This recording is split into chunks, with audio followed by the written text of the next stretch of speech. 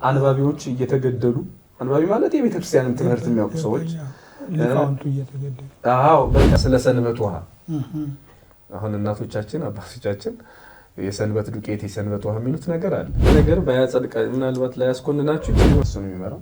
መነጽር ያደረገ ሰው ይገደል ነበር። ለምንድን ነው ያነባል? ካነበበ ለኛ ይገዛም የተባለ ማለት ነው።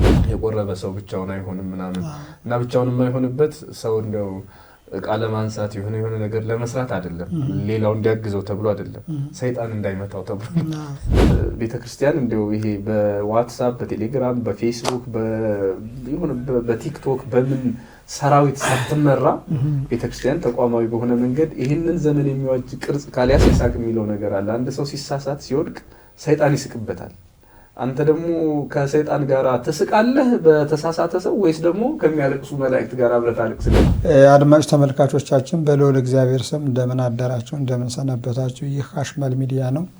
ሐሽማል ሚዲያ የቤተ ጉባኤያችን ሚዲያ እንደመሆኑ ታላላቅ ሊቃውንትን አቀርባለሁ ብዬ ነበረ።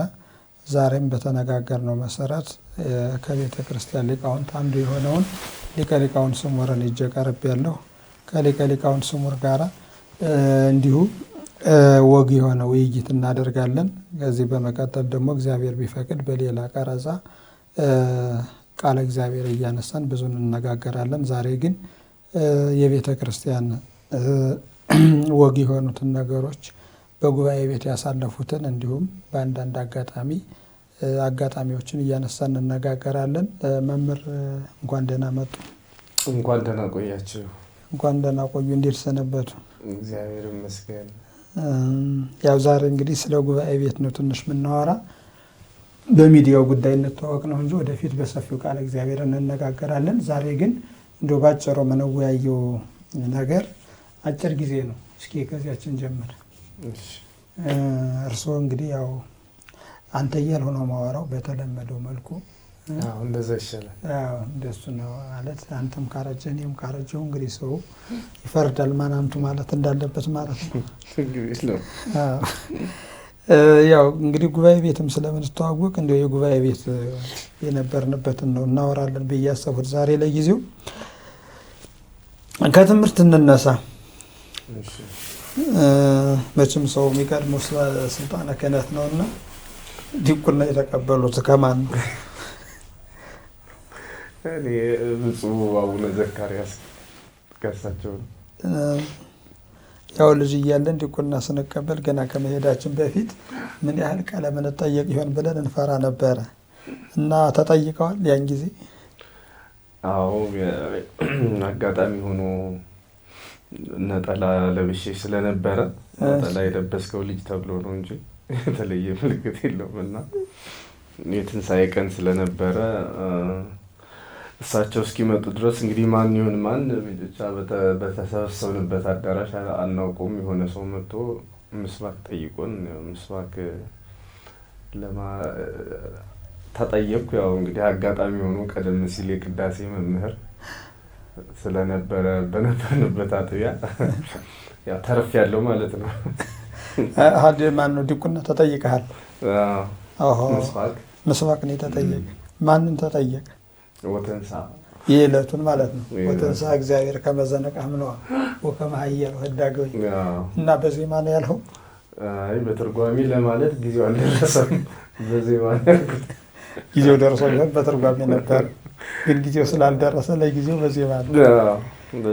ድምፅ አለህ እንዴ? እኮ ድምፅ ያለ አይመስለኝም ብዙ ጊዜ።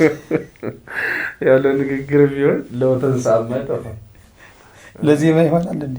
ለዜማ ሊሆን ይችላል፣ ግን ያው እንግዲህ በዛኛው ደግሞ መንገዱ ስላልሄድኩበት አላውቀውም። ስለዚህ እዚያ ላይ ነው ያበቃ ማለት ነው። ያው የድምፁ ለዜማ ይሁን አይሁን ገና እንግዲህ አልተመሰከረለትም ማለት ነው በእኔ ዘንድ። ይሁን በቃ እንግዲህ ያው ከዚያ ጀምሮ ከዚያ በኋላ ወደ ቅኔ ቤት ነው የተለመደው ጉዞ አይደል የሚሆነው? ያው እዛው ሁሉም አጋጣሚ ሆኖ እዛው እኛ ደብሩ ላይ ስላለ ደብረ ምሕረት ዘብቼ ኢየሱስ ይባላል እና በዛ ምክንያት አብዛኛው ነገር እዛ አለ። እዛው ጀመርኩ። ከዛም በኋላ ደግሞ ደብረ ማርቆስ ነበር የቀጠለው ወደ ቅኔ ትምህርት ማለት ነው። ጥሩ በቃ እንግዲህ ያው አንተና እኔ የምንተዋወቀው ከመጽሐፍ ቤት ጀምሮ ስለሆነ በዚያ ጉዳይ ነው የምናነሳ። ከሁሉም ነገር እንዴት መጽሐፍ ልትማር ቻልክ? ማለት ያው ዜማ፣ ቅኔ እነዚህ ነገሮች አሉና ወደ እነዚያ የሄድህበት ምክንያት እንደው ሰፋ ባለ። ሁለት ነገሮች ናቸው። አንደኛ እኛ ቅኔና እንትን ምንድነው መጀመሪያ ቅዳሴ ህፃናት ሆነን እያለን ቅዳሴ እየተማር የሰንበት ትምህርት ቤት አስተማሪ ነበሩ እና አሁን እንግዲህ እንትን ይሄንን ዓለምን ስለተውት ያኔ እንግዲህ እትዬ ባንቹ የምንላቸው አንድ ሴት ነበሩ። እንግዲህ ቲቸር በዛ አካባቢ እትዬ ነው የሚባለው። እዚህ አሁን ከተሜው ቲቸር ነው የሚለው። ዘመናዊ እንግሊዝኛ መምህርት ነበሩ እና ሰንበት ትምህርት ቤት ሲያስተምሩ በጣም ህፃን ሆነን እናያለን እና አንዳንዱ ሰው ጴንጤ ጋር ሄዳችሁ ትማራላችሁ ይላል። ሰንበት ተማሪዎቹ ሲመጡ ከከተማ ማስታውሰው እንደዚያ ነው የሚያምነው ባላገሩ።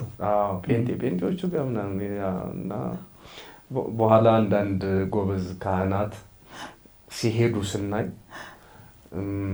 ያው እንደሚታወቀው በዛ አካባቢ ወይ ዜማውን ወይ አቋቋሙን ወይ ቅኔውን ምናምን እንደዚህ ነው እንጂ በተለየ ሁኔታ ነገር ሃይማኖት ላይ ትምህርት መማር ብዙም የተለመደ አልነበረም። እና የገሌ ልጅ ሥላሴ ተቀኘ አልተቀኘም ነው እንጂ የሚባለው ጥያቄውም እንዲህ ካብ ላይ ቆሞ መስበክ ነበር። እንደውም እርስዎም ይታማሉ አንድ ወቅት እንትን ፍትሐት የቤተሰብ ሄደው ነው አሉ። እንግዲህ እውነት ከሆነ ይናገራሉ። እንግዲህ እኔ ሀሜት ነው የሰማሁት። እንደው ቃላተኛ ነው፣ ጸሐፊ ነው ይሄ አባ ፈጠነ ልጅ ግን መርጌታ አይደለም፣ ስንሞት ለካ ይፈታንም ስንሞት እና ትልቁ ትምህርት በዘመኑ መርጌታ መሆን በዘመኑ በአካባቢ ያለው እንደዚያ ነው እንጂ ይሄ የሃይማኖት ትምህርት ተምሮ ህዝብ ላይ ማስተማር ይሄ ዝም ብሎ ምንድነው የሆነ ስም ነበረው ረሳሁት። ዝም ብሎ ከንቱ ነገር ነው የሚቆጠር። በነገሮች ላይ እንደሱ አይደለም። አጠቃላይ የኔም ማግኘት የሌላውም እንደሱ አይደለም። ሲተነተን እንደሱ አይደለም። ያን ጊዜ መርጌቶች ገጠር ላይ የእርሻ መሬት ይሰጣቸው ነበረ እና ከዚያ ውስጥ ነው የተካተቱ። መሬት እንስጥ ወይንስ አልተማረም የሚል ነው ግምገማ ነበር። እና አንድ ክፉ ቄስ መሬት እንዳላገኝ መማር ተምሯል፣ ግን ትምህርቱ የከተማ ነው እንጂ የገጠር አይሆንም አለ። የገጠርና የከተማ ትምህርት የሚባል አለ ሲሉት፣ አዎ የገጠሩን ፍታት አይፈታም የከተማውን ግን ተምሯል አለ። እና ሌላው ደግሞ ምን አለ ብድግ ብሎ አይ ገጠር መጥቶ ፍታት ካልፈታን ለምን መሬት እንሰጠዋለን ብሎ ያው መሬት ሳይሰጡ ይቀሩ። በዚህ ምክንያት ያው በችግር ነው የተማሩት እና ሀሜቱ ነው እንግዲህ። መጀመሪያው እኔ ወደ መጽሐፍ ትምህርት ቤት ሲሄድ ነጥቡ እሱ ነው። ሰንበት ትምህርት ቤት ላይ የሚያስተምሩ አንዲት እናት አሉ። አሁን ይህንንም ትተው ምናምን ይለኛል። መነኩሴት እና በወቅቱ አንዳንድ ካህናት ዲያቆናት ከኛ በላይ ያሉት እኛ በጣም ህፃናት ነን። 10 ቤት ውስጥ ነው የምንሆነው እና ያኔ ነው እንግዲህ ወደዛኛው ሄድ ነው ማለት በቃ ይሄ ሃይማኖታዊ ማብራሪያው ምኑ መሰጠን እና ደግሞ ዝም ብሎ ሰንበት ትምህርት ቤት ሲባል በጣም የተለየ ነው። በኋላ አስታውሳለሁ ትምህርቱ ማለት የተለየ ነው ማለት ዶግማዎች በጣም ይፈተቱ ነበር ነው። በደንብ በዝግጅት ዝግጅት ተደርጎበት ነውና ማስታውሰው ትልልቅ ምናልባት እንደው ስማቸውን እንኳን ብጠራው መጥራት የምችላቸው ትልልቅ ሰዎች መጥተው ይማሩ ነበር በወቅቱ። እነዚህ ያቋቋም ድጓ መምህራን ናቸው። ግን ቅድም እንዳልነው ይሄኛው አዲስ ነገር ነው እና በወቅቱ 90ዎቹ መጀመሪያ ላይ በጣም መምህራኑ ይሰሙ ነበርና እነሱን ስናይ እኛም አብረን እየገባን ይሄ ነገር ጠቃሚ ነው መሰለኛል። የአብነት መምህሮቻችሁ ሲገቡ አብረን መግባት ጀመርን። በጣም ደስ አለንና የመጀመሪያው ፍቅሩ እዚያ ላይ ያደረ ማለት ነው። ይሄ ሃይማኖታዊ ነገር ለመማር ይሄ በእንዲህ እንዳለ እንግዲህ ቅዳሴውን ትተን ምናምን በቃ የቅዳሴ ህይወት ይበቃል ብለን ቅኔ ቤት ስንጀምር ትንሽ እኔ ምናልባት የሚበዙ ዋዜማ እንጃ እንደዛ አካባቢ ከደረስን በኋላ ደብረ ማርቆስ ስንሄድ ህዝቡ አለ።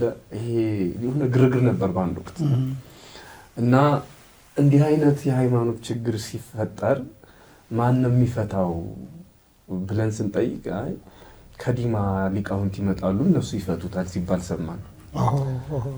ይህንን ጉዳይ ያው በጣም ብዙ ክርክር ነበረ በወቅቱ እና እንዲህ ነው የሚል ነገር እና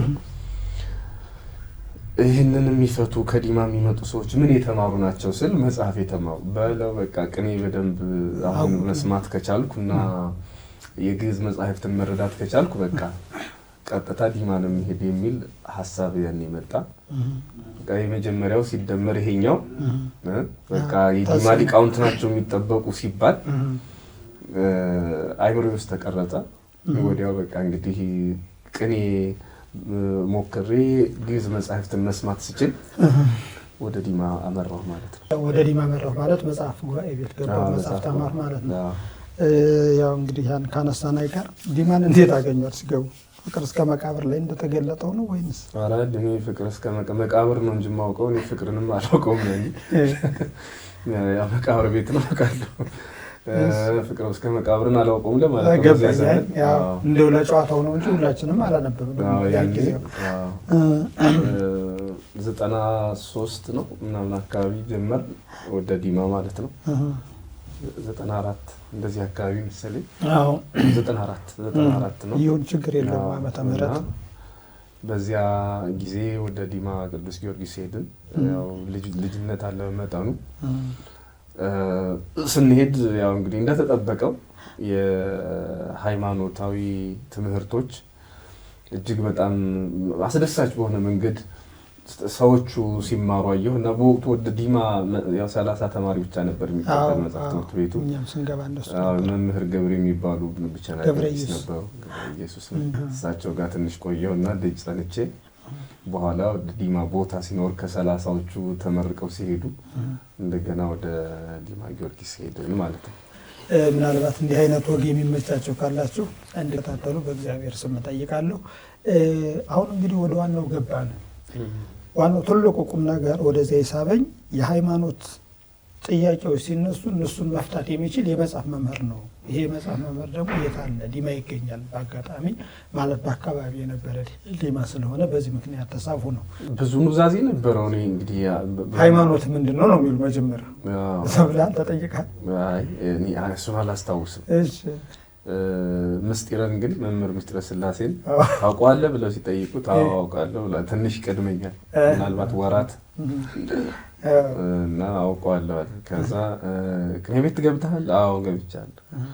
በቃ ከዛ በኋላ አዩኝ። ያው ይገመግማሉ።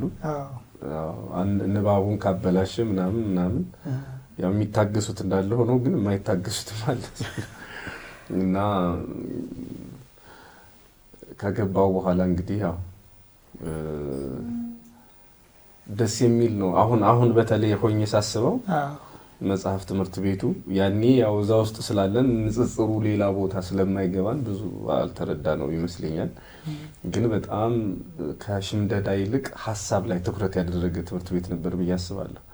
ማለት አሁን መሸምደዱ ጥሩ እኮ ነው፣ ግን እንዳንጨነቅ ያደረገን ይመስለኛል። አሁን ሳስበው እንዳንጨነቅ ማለት ዘሩን ይሄ ሙሉ ዘሩንም ትርጓሜውንም በመያዝ የሚጠፋ ጊዜ አይደለም ያለው። ዘር ይሸመድዳል የዲማው እንደሚታወቀው አይደለም። ከዛ ትርጓሜውን በመጽሐፍ ነው አማርኛውን ዘር ነው የሚጠግበው። ከትርጓሜው ይልቅ ለመጀመሪያ ለግዕዙ ኃይል አለው ነው። እንደሱ ነው አንደኛው። እና ደግሞ ይሄ አድካሚው ነገር ትንሽ ቀለል ብሏል ማለት ነው በመጽሐፍ መሆኑ። ዘሩን ብቻ ይይዛል ተማሪው።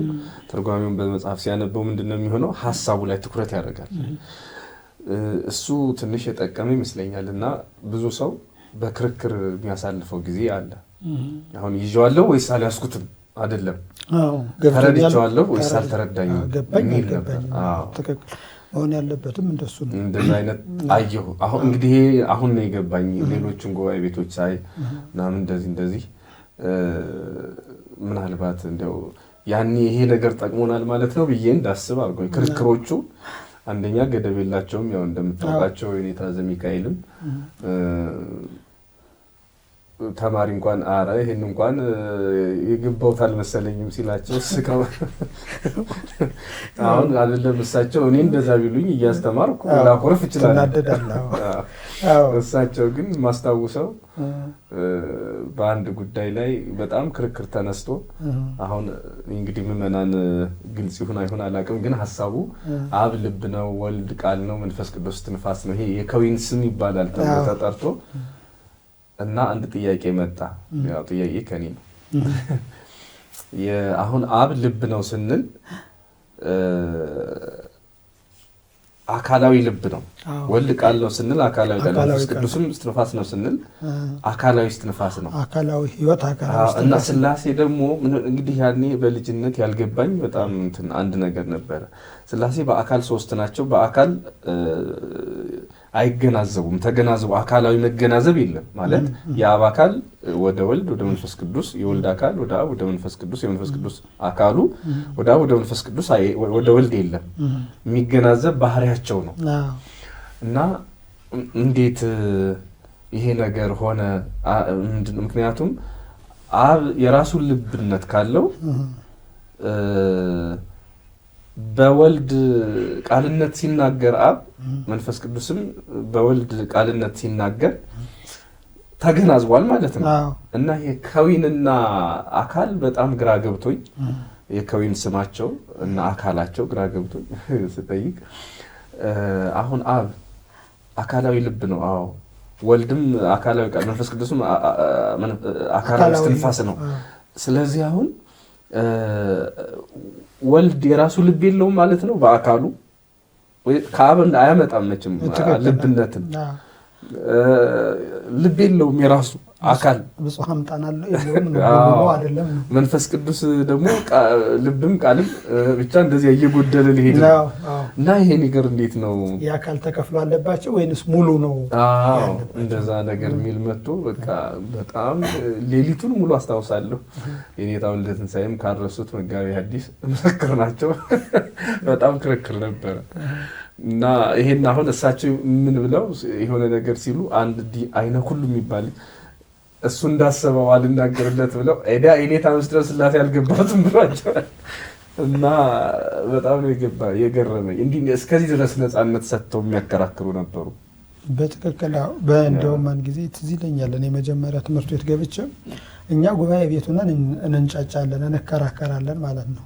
እና የቤተ ክርስቲያኑ ጥበቃ ደግሞ ገና አዲስ ነው። እና እንዲያ ነው እንዲህ ነው ስንል ስንጠቅስ ለካ ተፋጁ ብሎ ነው ጠብ የተነሳ መስሎት ማለት ነው። እና የቤተ ክርስቲያኑን በር ከፍቶ እንግዲህ 5 ሰዓት ምናምን አካባቢ ይሆናል። ዲማ ደግሞ ያው የታወቀ በጣም የቅርስ ቦታ ስለሆነ እንኳን 5 ሰዓት ማንም ሰው ከፍቶ ያን ጊዜ መውጣት አይቻልም።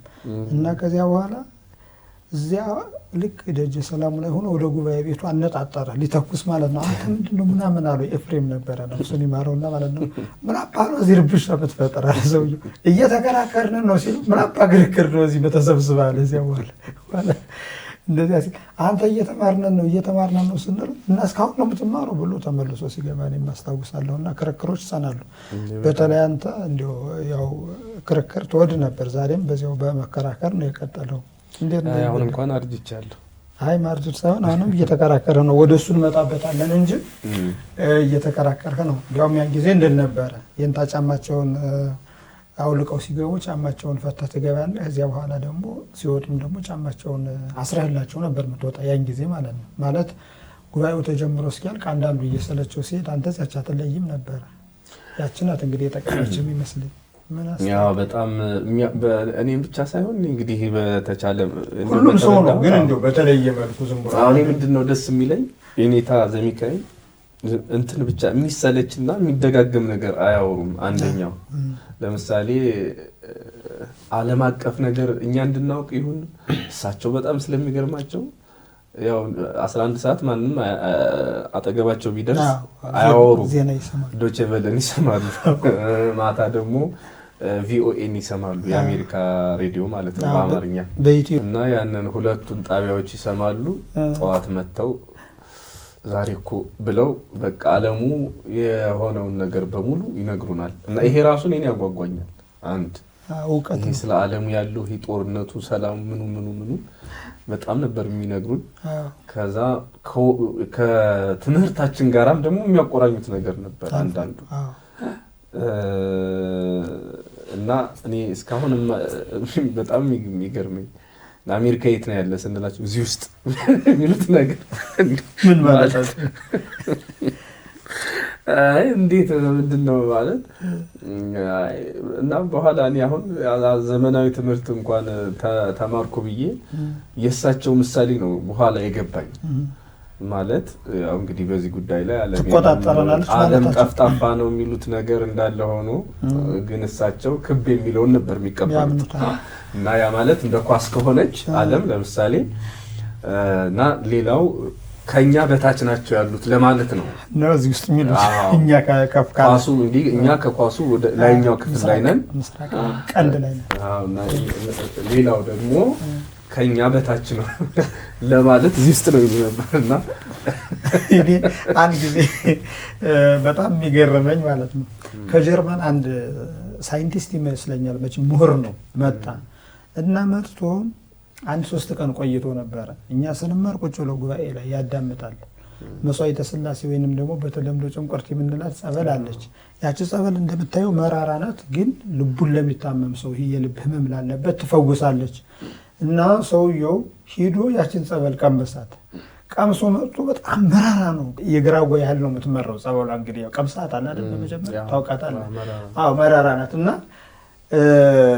ስለዚያ ጉዳይ አንድ ጥያቄ ኖረኝ መምህር አላቸው። ምንድነው ጥያቄ አሉት።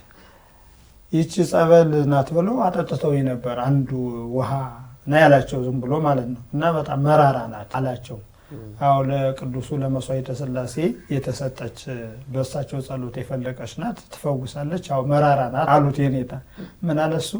አይ የመሬቱ ማዕድን ነው እንጂ የእሳቸው የጻድቁ ዝክረ ነገር አይደለም፣ ቃል ኪዳን አይደለም አላቸው። ታዲያ እንደዚያ ከሆነ የዲማ መሬት ማይበር ምን ሌላው ውሃ ያ ብቻ ነው እንዲህ ማዕድን ነው አሉት። እና በዚህ ሲጎዛገቡት እዚህ ይለኛል መምህር። ያው እንዳናስረዝመው እንዲሁ ባጭሩ ለማድረግ እንግዲህ ወደ አንተ ህይወት እንምጣ። ያው ጉባኤ ትምህርት ቤት እንደጨረስ ያው ይታወቃል የተማራቸው ትምህርቶችም ከዚያ በኋላ ወደዚህ መጥተህ ነው መጽሐፈ ሊቃውንትና ሌሎችን ትምህርቶች የተማርህ። ከዚያ በኋላ ጉባኤ ተክለህ ነበር። የት ነበር የተከለ? ደብረ ሊባኖስ እና ከዚህ አዲስ አበባ መጥቼ እንግዲህ እንትኖች ከሆኑ በኋላ ከጨረስ በኋላ የት ነው መጀመሪያ ጉባኤ ተክለህ ነበር? 2007 ደብረ ሊባኖስም ያው እንግዲህ መትከል ከተባለ መትከል እንኳን ላይባል ይችላል። ዋናው ደብረ ሊባኖስ ለትንሽ ጊዜ አሁን ጸባቲ አሁን የት እንዳሉ አላውቅም። እንትን ምናልባት ተክለ ሃይማኖት መሰሉኝ ያሉት ተክለ ሃይማኖት እዚህ መርካቶ ተክለ ሃይማኖት ደብራሚ እዛ በወቅቱ እዛ ጸባቲ ነበሩ አለቃ ማለት ነው የገዳሙ።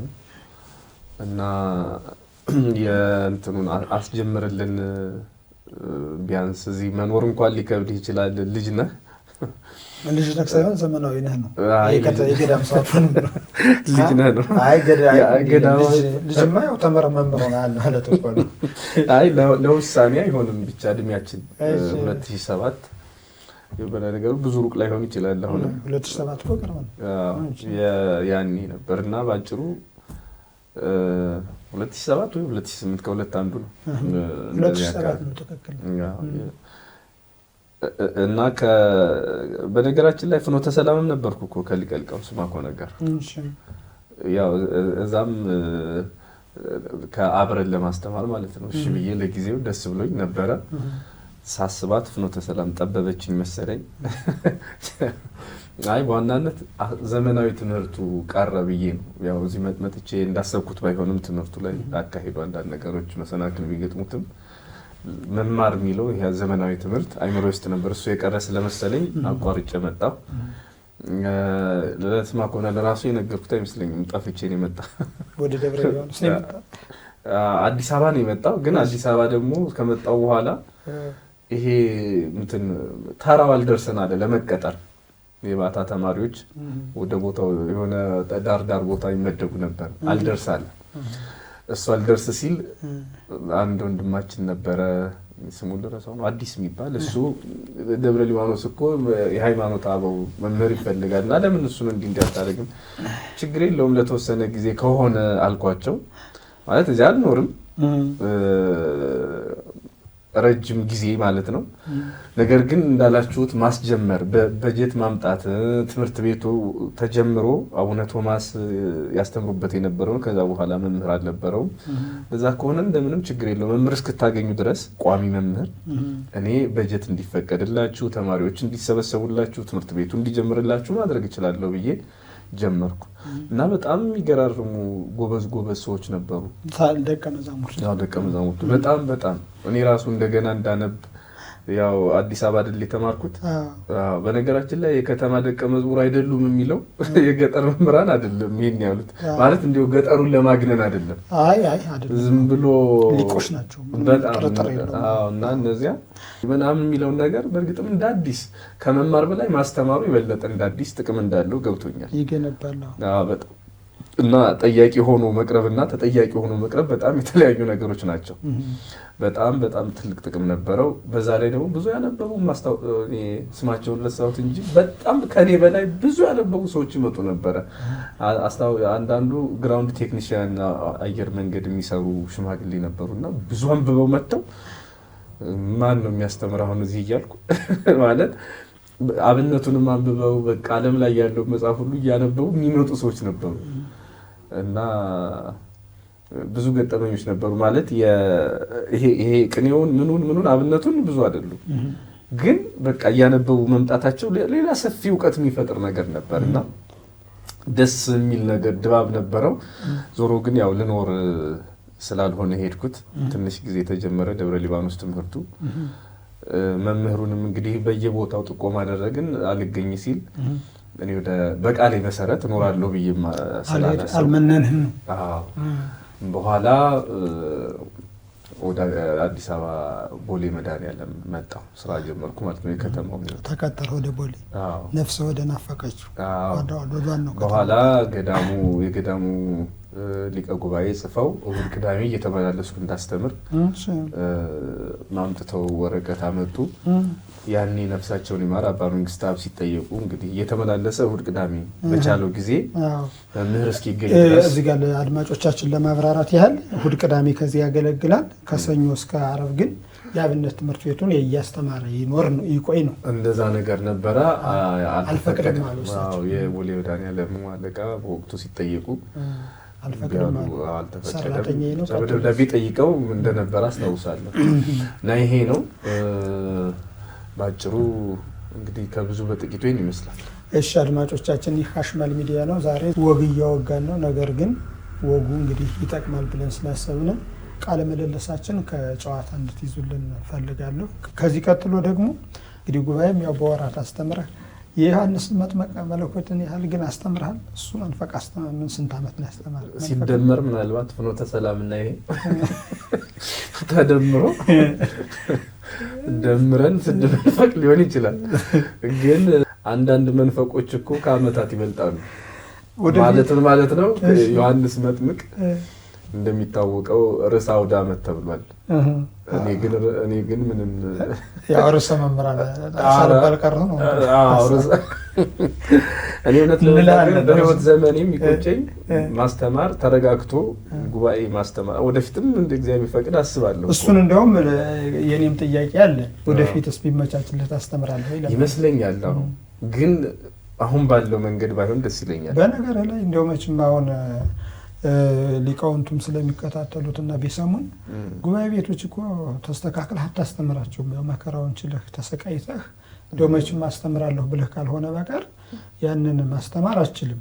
ምክንያቱም ሁላችንም ገብተን ስናየው አሁን እኔ በነበርሁበት ጊዜ የራሴን እንትን እላለሁ፣ እማራለሁ፣ እሸመድዳቸውን ነገሮች እሸመድዳለሁ። ከዚያ በኋላ በረጅም ጊዜ አነባለሁ፣ እጽፋለሁ። ከሰውም ጋር አልነጋገርም ነበር። አሁን ጉባኤ ቤት ማስተማር ከጀመር በኋላ ግን የኔን ህይወት ትቼ የጉባኤ ቤቱን ህይወት ነው አሁን እየመራሁ ያለሁት ማለት ነው። እና ያው ፈተናው አለ አሁንም ድረስና እንግዲህ ወደፊት ባይመቻችም ያው ታስተምራለህ ብዬ አስባለሁና ወደሱ ብታዘነብል ደስ ይለኛል በኔ በኩል። ሀሳብ አለኝ። ይሄ ሀሳብ እንግዲህ እዚሁ መቼ እንደሚፈጸም አዲስ አበባ ማስተማር እኮ ትችላለህ። አዲስ አበባ እኮ አሉ አሁን ጉባኤ ቤቶች፣ ምናልባትም የተመቻቸ ቦታ ፈልገህ እዚሁ ብታስተምር፣ አንደኛ አሁን ክፍለ ሀገር ያው የቅኔ ሊቃውንት የአብነት መምህራን አሉ፣ እነሱን ማግኘት ይቻላል። ከዚህም እንዲሁ በተመሳሳይ አሉ። የሚለያየው ቦታ ማግኘት ያለማግኘት ጉዳይ ነው እንጂ አዲስ አበባ ይህንን ድረስ ውይይት እያደረግን ነው። ጥያቄዎቹ በአንተ በህይወት ዙሪያ ነው የሚሆኑ።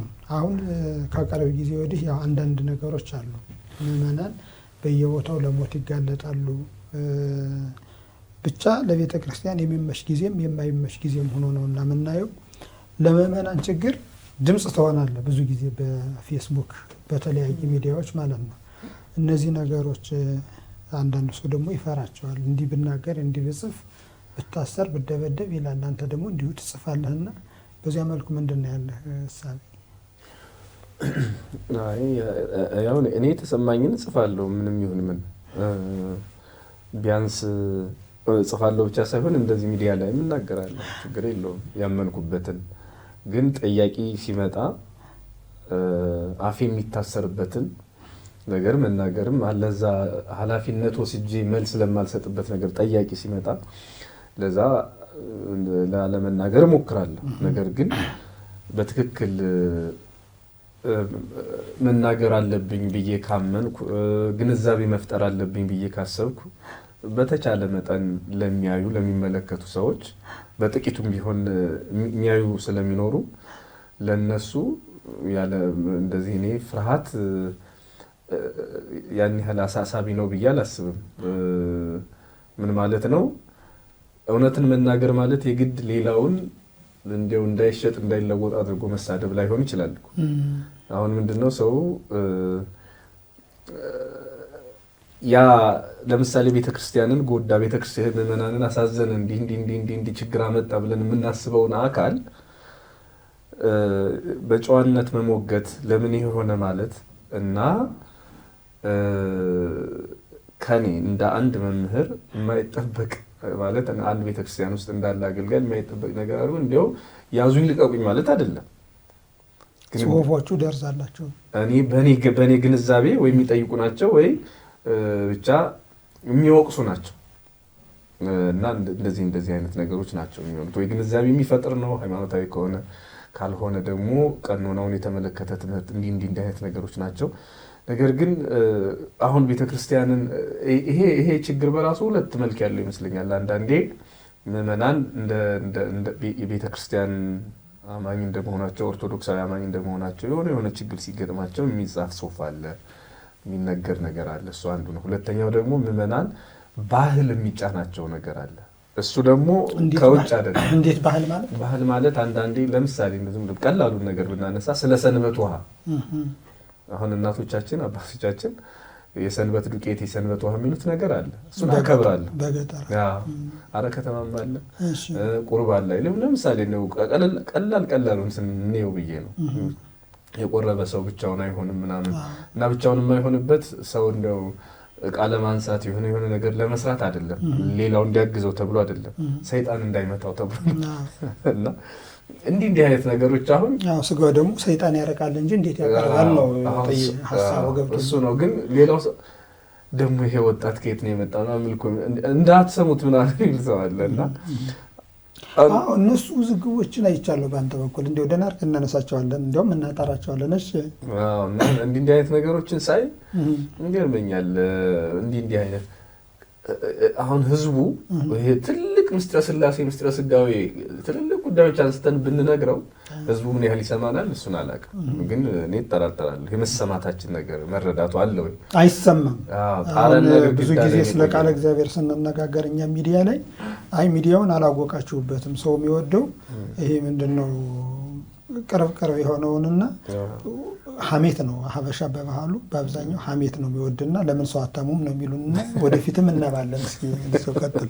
እሺ እና ባጭሩ እንደዚህ አይነት ቀለል ያሉ ነገሮች ሲነሱ የተለመዱ ረጅም ጊዜ የመጡ ነገር በመሆናቸው ሰው ለምን ይላል። ለዚህም ማለት ነው እኛ ቤት ኦርቶዶክሳዊ ሆኑ ሌሎችም እንዲህ አይነት ባህሎች አሉ እና እነዚህም ባህሎች ስንነቅፍ ይሄ ነገር መሆን አይገባውም ስንል የኛ ቤተሰቡም እንደ ምናምን የሚል ሰው አለ። ለማንኛውም ይሄም ሌላው ፈተናችን ነው ለኛ ለዚህ ዘመን መምህራን። ምንድነው የኛን አሁን ባህሉን ሰዎች የሚረዱት አንድም ትውፊቱን ሃይማኖታዊ ጋር የተያያዘ ነው እና ያንን ነገር እንደ አሁን እነሱ ሰንበትን ሻረ ነው። አሁን የነሱ የሰንበት ውሃ የሚሉት ምንድን ነው እንግዲህ እሁድና ቅዳሜ እንዲከበሩ በፍትሐ ነገሥትም ተጽፏል አይደለ? እነዚህ ደግሞ የሚሰሩ ስራዎች የተለዩ ናቸው። ድውይ መጠየቅ፣ የታመመ መቅበር፣ ቤተ ክርስቲያን መሄድ እነዚህ ይፈቀዳሉ። ከዚህ ውጭ ግን ሰንበትን ማክበር የሚለው ነገር ተጽፏል። አሁን እናቶቻችን በዚህ ምክንያት ዓርብ ውሃ ይቀዳሉ። ከዚያ በኋላ ወደ ወንዝ የሚወርዱ ስጋዊ ስራ የሚሰሩ ሰኞ ነው እና እነዚህ ነገሮች ለምን ትጥስባቸዋለህ አንተ ነው? ለምን ትጥስባቸዋለህ? እንደሱ ጥያቄ ነው የሚመጣው። እና እኔም ብዙ ጊዜ ብያለሁ ይሄ ነገር ባያጸድቃ ምናልባት ላያስኮንናችሁ ይችል ይሆናል፣ ግን አያጸድቃችሁም ነው አንደኛው። እና ደግሞ ሌሎች ባህሎች አሉ በጣም በርካታ ነገሮች እና እነሱ ሌላ ፈተና ናቸው ማለት እንደው ዝም ብለን ካልተውናቸው በስተቀር ፈተና ናቸው። እኔ በግል የምረዳው ምንድነው ህዝቡ ሃይማኖቱን ይወደዋል እንጂ ሃይማኖቱን ያውቀዋል የሚለው አይደለም። ህዝቡ እኛ ራሱ አገልጋዮቹ ምን ያህሉ ያውቀዋል ሃይማኖቱን የሚለው ነገር ብዙ ነገር አለ እና ከዚህ አንጻር እንግዲህ ያው መናገር መጻፍ ግዴታ ይሆናል ማለት ነው። ግን አንዳንዴ ደግሞ ያው ሊሰለች ይችላል። ይሄ በህብረት የሚጠፋ ነው ይሄ ዝም ብሎ እንጂ የሆነ ሰው የሆነ ጊዜ ላይ ተናግሮ ምናምን የሚለው የሆኑ ሰዎች ሊረዱት ይችላሉ። ግን አጣመው ደግሞ የሚተረጉሙትም ስላሉ ከቤተ ክርስቲያን ስርዓት እንደማፈንገጥ ምናምን እንደዚህ ያው ልማድ ይከብዳል ከግንድ ይባላል። እሱ ነገር አስቸጋሪ ነው። በነገር ላይ አሁን በዚህ ሳምንት ስለ አእላፋት ዝማሬ እኔ በአጋጣሚ መጋቢ ሐዲስ እሸቱን ባህር ዳር ለጉባኤ መጥተው አገኘኋቸው። ልክ አሁን እንዳንተ ሳወራቸው መሀል ላይ ጠየቋቸው ያስፈልጋል አያስፈልግም ብዬ ማለት ነው። በዚያ ምክንያት ብዙ ሰዎች ያው እሳቸውንም እኔንም ያመሰገኑ እንዳሉ ሆነው ደግሞ አንዳንዶች ደግሞ ለምን እንደዚህ ብለው እነዚህ መምህራኑ ያነሳሉ ብለው ይተቹ ነበረ። ግን እኔ በተለመደው የጉባኤ ቤት ጉዳይ ነው ብዬ አንስቼ ጠየቋቸው። በዚያ ውስጥ ያው እኔ በግሌ እንደዚህ ብሎ በግል መናገር ካስፈለገ አሁን ከህብረቱም ከምንም የለሁበትም። ያየሁትም በአብዛኛው በቴሌቪዥን ነው ዘንድሮም አምናም ማለት ነው። አንተ ደግሞ አዲስ አበባ እንደመኖርህ ትንሽ ለቦታ ቀረብ ስለምትል ፌስቡክም ላይ አምነህ ጽፈሃል። በዚያ ምክንያት ያው ትችቶችም ነቀፋዎችም ነበሩ። እስቲ በሱ ጉዳይ አሁንም አውራይ ከርሞም ስለሚመጣ ከርሞም ደግሞ የትኛው ላይ እንደምትቆም ያንን ለማየት በዚህ ጉዳይ ላይ እንኳን ብዙ ማለት አልፈልግም አሁን። ነገር ግን እንደዚሁም የኔ አጭሩን ሐሳቤን ለመግለጥ እኔ ህዝብን በለመዱት ነገር በለመደው ምንድነው ህዝብ በሚወደው ነገር መጥራት ተገቢ ነው። የለመደው ነገር ላይ ማቆየት ግን አግባብ አይደለም። የለመደው ማለት በምሳሌ ልግለጠው። ለምሳሌ ሰብአ ሰገል የተመሩት በኮከብ ነው። ምን ማለት ነው? በኮከብ ተመሩ ማለት በለመዱት ተሳቡ ማለት ነው። ኮከቡ ግን ራሱ ላይ አይደለም አድርሷቸው ይቀር ከክርስቶስ ነው ያደረሳቸው እና ነብይ አይደለም የመራቸው መልአክ አይደለም ምንድነው ወይ የማያውቁት መልአክ አይደለም የማያውቁት መልአክ አይደለም የመራቸው። አዎ የሚያውቁት ኮከብ ነው። ያ ኮከብ መልአክ ነው የሚሉ ትርጓሜዎች እንዳሉ ሆነው ግን እሱ መልአክ ይሁን እነሱ የሚያውቁት ነገር የለም። ዞሮ እነሱ የሚያውቁት ኮከብ ነው የሚያውቁት እና ከአባታቸው ጀምሮ ፋርሶቹ ይታወቃሉ። ጀረደስት ከተባለው ታሪክ የተጻፈው በትርጓሜ ከሱ ጀምሮ የመጣ የፋርሶች ዕውቀት አለ። በከዋክብት ላይ የተመሰረተ ዕውቀት ማለት ነው እና በሚያውቁት ነገር መምራት በለመዱት ነገር መምራት ለክርስቲያኖች አዲስ አይደለም። አሁን የቅዱስ ሚካኤልን በዓል ስናከብር እኛም በጣዖት ምክንያት የተሰበሰቡ ሰዎች ጣዖቱን አፍርሰው ቅዱስ ሚካኤልን የወረሱበት ቀን አለ በቤተ ክርስቲያን። ቅዱስ አትናቴዎስ የሰሩት ቅዱስ ጳውሎስን ፈላስፎችን ያስተምርገው ተሰምናቸዋለች። አዎ በለመዱት ነገር ማለት ነው። ለምሳሌ ሰኔ ሚካኤል ላይ እንዲህ ካደረጉ በዚያ ቀን የሚያከብሩት ጣዖት ካለ ያንን ጣዖት ጥለው ለጣዖት የተሰበሰበውን ሕዝብ ክርስቶስን እንዲያውቅ ማድረግ ማለት ነው እና ሕዝብ ምናልባት ይህን ብልጭልጩን ይሄ በዛን አማርን ተዋብን የሚለውን ነገር ሊወደው ይችላል። ይሄ ዝማሬው ምኑ በጣም ደስ ሊል ይችላል። ግን የቤተ ክርስቲያኒቱ ዓላማ ጧፍ እያበሩ ወይም ደግሞ በቃ በሰልፍ ነጭ ለብሰው በረዶ መስሎ መዘመሩ ብቻ አይደለም ግቡ። ልክ እንደ ኮከቡ ነው። ኮከቡ እየመራ ቤተልሔም ነው ያደረሰ እና ዝማሬዎችም ተዘምረው የት ነው የሚያደርሱት የሚለው ነው ለኔ ሐሳቡ እንጂ ማና መጣ እንዴት መጣ ምናምን እያሉ ይሄ የሴራ ትንተና መስጠት ለኔ አይመቸኝም። ይሄ ማለት ይገባኛል ለአንዳንድ ሰዎች በቅንነት፣ አንዳንድ ሰዎች ደግሞ አጀንዳ መሆን፣ ለአንዳንድ ሰዎች በነገራችን ላይ ያው እንጀራ ነው ይሄ ዘመን። ምክንያቱም ማውራት እንጀራ ሆኗል። አንዳንድ ሰዎችም በግልጽ ለምሳሌ ሰው ካልተማረ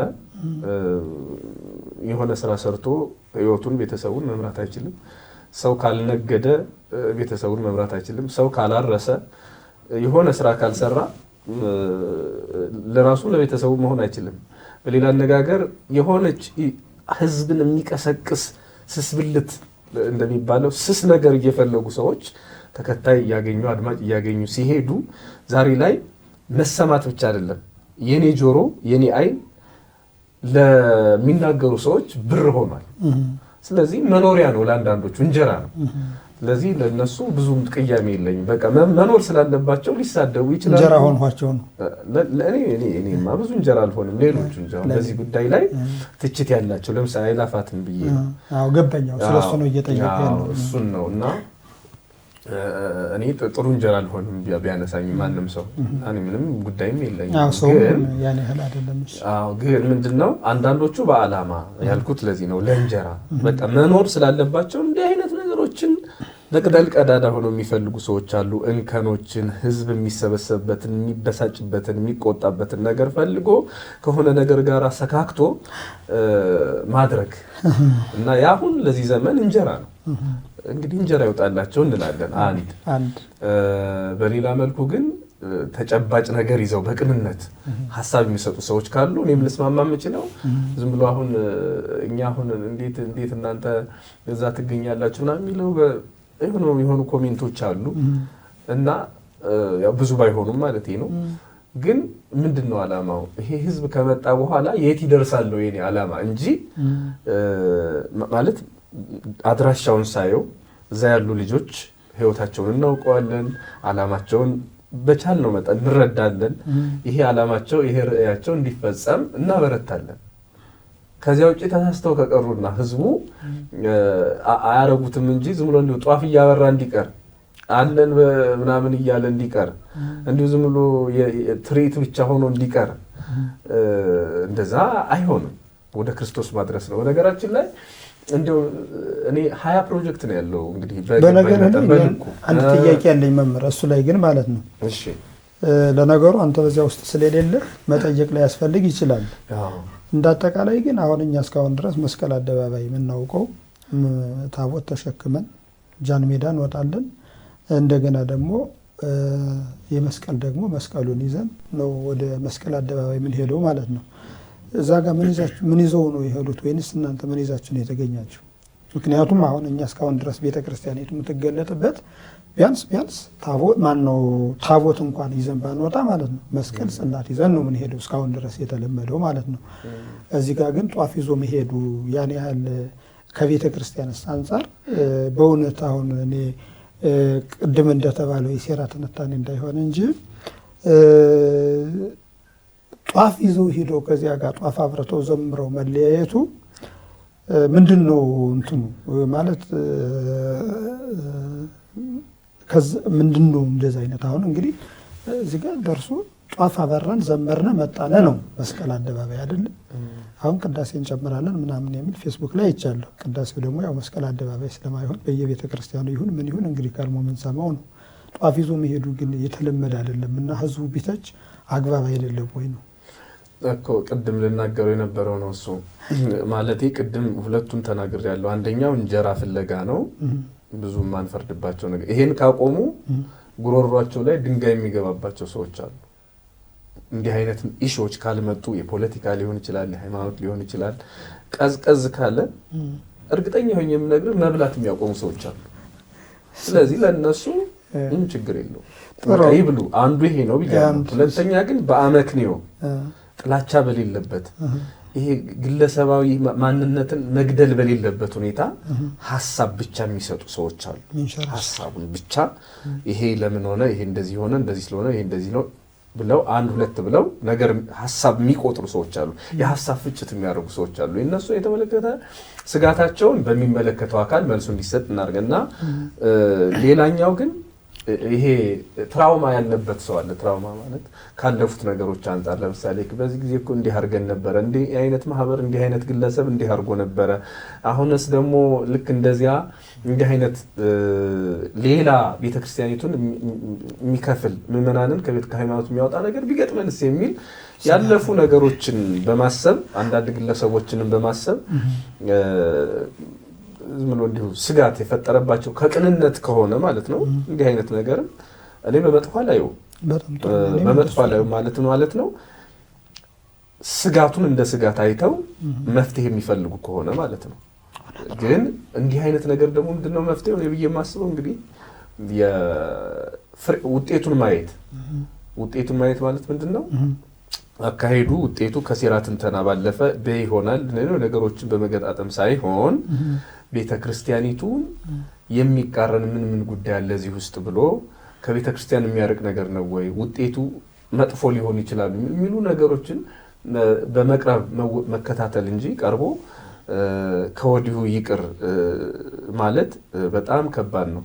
በዚህ በሐመር ይሁን ምናልባት አካባቢውን እንዳልሳሳት እንጂ እናቱ ሲወለዱ የሆነ ምልክ ጥርስ ነገር ካዩ መሰለኛ ለጊዜው ይመጣ እንደተወለዱ እና ጊምኒ ቃሉ ነገር ታውቃውና ሲያሚ ያላቸው እነዛ ህፃናት ሲወለዱ እነዚህማ በረከት የሌላቸው ናቸው ተብለው በጭካኔ ወላጆቻቸው ሜዳ ላይ ጥሏቸው አውሬ ይበላቸዋል።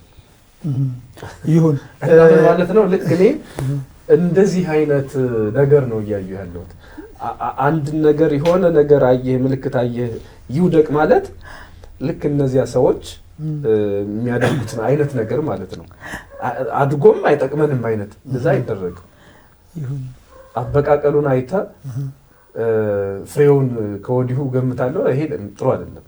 በሌላ መልኩ ምናልባት ቅድም የተነሳው ሐሳብ እኔ ለምሳሌ መስቀል አደባባይ ላይ እኮ ታቦት ይዘናል መስቀል ይዘን ነው የምንሄደው። አሁንም መስቀሉ አለ ለምሳሌ ያው ማለት መስቀሉ ሲሆን ደመራው ነው የሌለው እንጂ ደመራው ሁለተኛ ደግሞ እዚህ ጋር ቆይ ለአድማጮቻችን ተመልካቾቻችን ግልጽ እንዲሆን መስቀሉ ቢኖርም መስቀል ከእያንዳንዱ ካህን ኪስም ሊኖር ይችላል ማለት ነው። ግን እኛ መስቀል ይዘን ስንል እንዲሁ በግለሰብ የተያዘ ደረጃ ሳይሆን ማለት ነው ዛሬ መስቀሉ ከመቃብር የወጣበት ቀን ነው ብለን እንደ ኢትዮጵያ ኦርቶዶክስ ተዋሕዶ ቤተክርስቲያን ከንዑስ በዓላት የምናከብርበት ቀን ነው። እንደገና ደግሞ እንደ ሀገር ደግሞ ያው አንድ እሱን አሁን እሱን ለመመለስ እኔ አይመለከትም ባውቀው እንኳን መመለስ አይጠበቅብኝም። ግን ምንድነው እንዲሁ በአጋጣሚ ከመጣ ይቀር እኔ ብዬ የማስበው እኔ ቅድም ለማለት የሞከርኩት ሁለት ነገር ለመጨመር አንደኛ ይሄ ተነሳው ልደት ነው። ልደት ስለሆነ አንተም ስለሱ ጽፋለህ በረት ይዘን ጎለ እንስሳ እሱ ይዘናል ይገባኛል። ጎለ እንስሳ ግዙ ተወለደ የሚል ዝማሬ ይዞ መሄድ በራሱ ምን ችግር አለው? ሁለተኛ መስቀል አደባባይ በሌላ መልኩ የቤተ ክርስቲያኒቱ ሀብት እንደሆነ የሚታወቅና የተነገረ ነገር ነው። እኔ በብዙ ነገር በተገፋን ስሜት ነገሮችን አኩርፈን የምንተው ከሆነ እንደ ሀገር ዋጋ ያስከፍለናል ብዬ አስባለሁ። እሱም ሌላ ችግር ነው እና አጋጣሚው ሲገኝ የኛ በሆነ ቦታ ላይ የኛን ነገር መናገር መመስከር ተገቢ ነው እንጂ ሌላ ነገር አይደለም ብዬ አስባለሁ። ሌላው እንደተባለው ሁሉም የራሱ ታሪክ አለው። መቼም ጥምቀት ላይ ምሳሌ ያለው ታቦት ይዞ ቢኬድበት እንደተባለው ደግሞ ደመራውም የራሱ ነገር አለው። ልደት ምን እናርግታ እንግዲህ መወለዱን የሚገልጥ ዝማሬ ከተዘመረ በቂ ነው። የግድ ያማ ቤተክርስቲያን ይዘመር አይደል በየአጥቢያው ማለት አሁን እኮ ስርዓተ ቤተክርስቲያንን አሁን የሰው እንግዲህ መምህር አሁን ነፃ ሆነን ነው እኛ የምናወራው። አሁን እኔ የሰዎች እንትን ይገባኛል በነገር ላይ ማለት ነው። ምናልባት እኔ ያው ዘማሪም አይደለሁም በዚያ ውስጥም ስለሌለሁበት እኔ ሰው ለምንድን ነው አንደኛ አዲስ ሆነበት ጉዳዩ ማለት ነው። በሁለተኛ ደረጃ ደግሞ ቤተ ክርስቲያኒቱ ከዚያ በፊት አሁን ያሬዳዊ አሁን ላሊበላ አይደለ? ላሊበላ የታወቀ የቤተ ክርስቲያኒቱ ልደት በላሊበላ ይታወቃል። ጥምቀት በጎንደር እንዲህ እየተባለ የሚታወቀ ነገር አለ። ከዚያ ልዩ ስለሆነበት ነው። ይሄ 3 ዓመት ነው ስንት ዓመት ነው ከተጀመረ? ብቻ ቅርብ ጊዜ የተጀመረ ይመስለኛል። እና ከዚያ ቅርብ ጊዜ ስለተጀመረ ምንድነው ይሄ ነገር? እኛ እንግዲህ ሁላችንም በቤተ ክርስቲያን ውስጥ ነው ያደግነ። እንዲህ አይነት ነገር የለም። የመስቀል የጥምቀት እናከብራለን የአደባባይ በዓል ብለን ይሄ ምንድነው አሁን የሰው ጥያቄ? እሱማ ሊሆን ይችላል። ግን ምንድነው እኔ አሁን ለምሳሌ የጥምቀት በዓል በራሱ በነገራችን ላይ አንድ ጊዜ መጣ አይደለም፣ ጊዜ እያሳደገው የመጣ ነው። ምናልባት ነገስታት ጀምረውት ሊሆን ይችላል። ደግሞ እንደዛ ነው ታሪኩ። ነገስታቱ የራሳቸውን አሻራ እየጨመሩ ያሳደጉት ነው እንጂ ሲጀመር ጥምቀት አሁን ያለው መልክ ሲጀመር የመጀመሪያው ታሪካችን ላይ አይደለም ያለ። ይሄ አሁን የምናየው የበዓል አከባበር አይደለም ያለ። ዘመን የራሱ የሆነ ከቤተ ክርስቲያኒቱ ጋር የማይጋጭ ለምሳሌ ሰበካ ጉባኤ፣ ሰንበት ትምህርት ቤት ቤተ ክርስቲያኒቱ መሰረት ነበር እንዴ? አልነበረም። እና ያኔ ቤተ ክርስቲያኒቱ እኮ እንደ ሰንበት ትምህርት ቤትና ሰበካ ጉባኤ አታውቅም ነበር። የምን ሰበካ ጉባኤ ነው እንበል ልንል አንችልም። ያማ በቃለ ዓዋዲው ጸድቆ ሲኖዶስ ማምኖበት የሆነ ነው። እኛው ምናልባት እንደዛ ይሄኛውም እኮ ቤተ ክርስቲያኒቱ በሲኖዶስ የምታውቀው በጳጳስ የሚመራ መምሪያ ያለው እኮ። በነገራችን ላይ እኔ አሁን ይሄንን ሁሉ ምለው እነሱን ወክዬ አይደለም። ገብቶኛል። እነሱ አይላፋቱን ነው ወይም ደግሞ ዲያብሎሶችን ወክዬ አይደለም። ስለተገኘው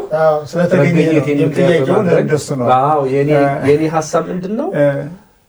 አንዲት ከአሜሪካን ሀገር ልጆቿን ይዛ የመጣች ፈረንጅ አባት አላቸው እና እዚህ ኢትዮጵያ ነው የምትኖረው አሁን ለጊዜው።